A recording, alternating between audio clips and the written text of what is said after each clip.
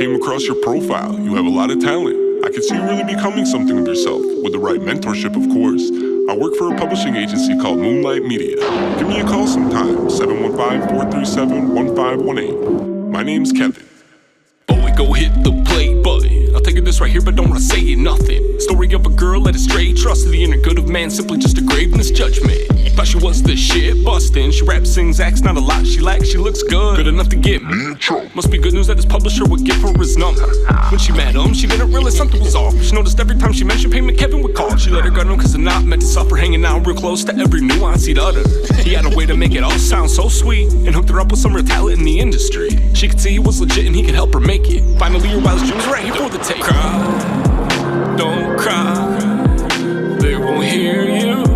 They don't care anyway. Don't cry, don't cry, don't cry. All they're gonna do is lie in your face. Don't cry, my child, don't shed one tear for this. It's not worth it, my dear. Don't cry, darling, please don't cry. I know the sun ain't gonna shine today, but please don't cry. Kevin, I've gotta come in and finish up that song we recorded Thursday. Let me know what time I can get in the studio. I'm so excited about how this project is turning out. Hey, sweetie, I want you to meet me at the Glass Rooster tonight at 10. We can talk more when you see you. See you there. Don't be late.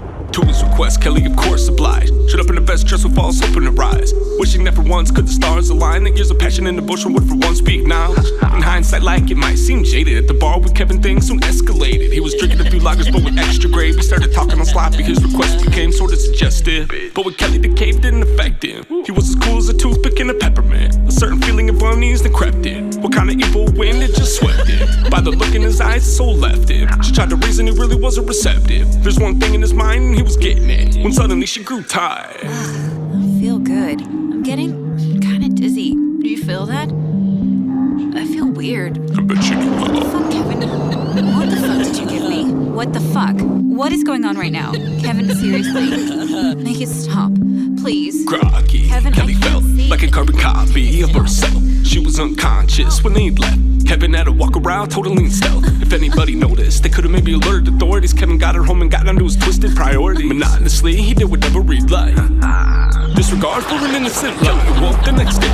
Daytime, but the nightmare wouldn't fade. Soon after, Kevin awoke nonchalant, acting like he never even did anything wrong. Kelly was shocked. Last night she got drugged, and Kevin told her if she said a word he'd never plug. So it was their secret. She kept right along, but hardly making any real money from her song. She knew she needed help, reasonable how she felt, but she had to keep him from him. The hope was to run away. She left for a week, but then she came back to beg for forgiveness from a man whose heart's black. Kevin then snapped, the maniac cracked, and poured a whole bottle with pills down Kelly's trap. It goes without saying the events took a toll. Her suicide attempt left Kelly in a hole. She barely survived and was left with brain dead. Without a homemade forget singing day to day, the bitch could barely manage. Her career was over, she could barely talk, and now she sat and stared blankly like a broccoli stalk. If there was a god, he had failed her. Kevin's deceitful words had derailed her. Got me Kevin in a way he assailed her. But even worse, no, every day she prayed a tank would revert. Turns out it was the break Kelly needed. In her frail state, Kevin released her new CD. The incident provided tons of new publicity. Kelly's story was also juicy to the media. She won a Grammy as an advocate for research meds. They wheeled her up and had to act like they didn't put her there. Kevin gave a speech as Kelly sat trembling. It was a beautiful scene, the lying media said. Kelly lived like this for just a few more years in agony. It was a cruel torture.